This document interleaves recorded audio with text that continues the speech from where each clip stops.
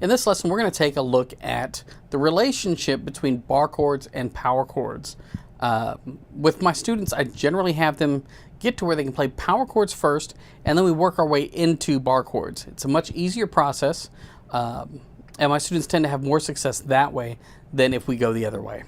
So we're going to use B minor as the example.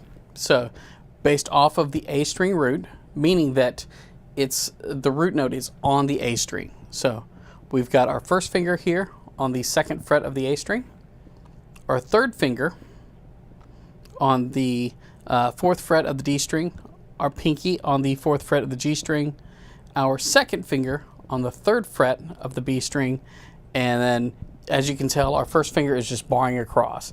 When you're playing a bar chord, you're treating your first finger as though it's a capo in most instances. So we've got. Now if we look at the intervals going across, we have root, fifth, octave or root, minor third, and fifth. Now, the difference between a power chord and a bar chord is that you're removing the third.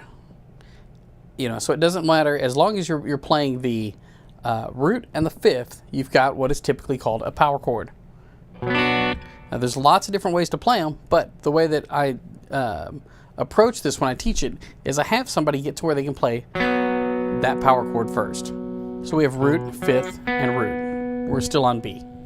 So when you're playing this, it doesn't matter if the chord chart says B minor or B, because the power chord does not have a third, so it can't be major or minor. The third is the note that makes chords major and minor. So we've got this B.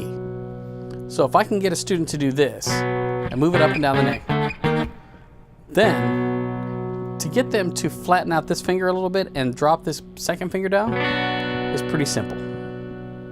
But I've got to get them to get this shape locked into their hand. I need that muscle memory to be there so that when they need that chord, they know where to go and how to get it. We do that through the exercise, whether you watch the bar chord video or the power chords and the shape-based process video.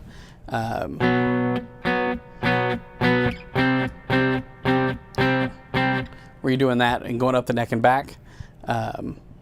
Once you can get that power chord, like I said, it's just a matter of dropping that second finger and flattening out the first finger.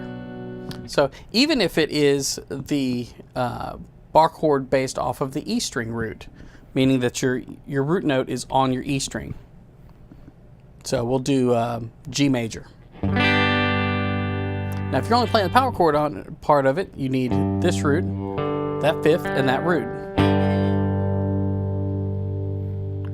Once you add in this note, which is the third, that's when you're making it a bar chord. And then we need to bar across these two notes with our first finger. So you can see where that comes out of that E chord. Our first finger is just being used as a capo.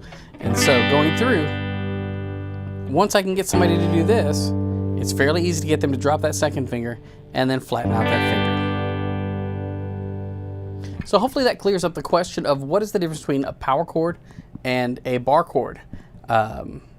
They both serve a purpose, and you can use, if you're in a bind, power chords in place of bar chords in most situations. If it's something where you really need that extra note, that third, then I would just find an alternate voicing for that chord. So hopefully that helps you out, and I will see you next time.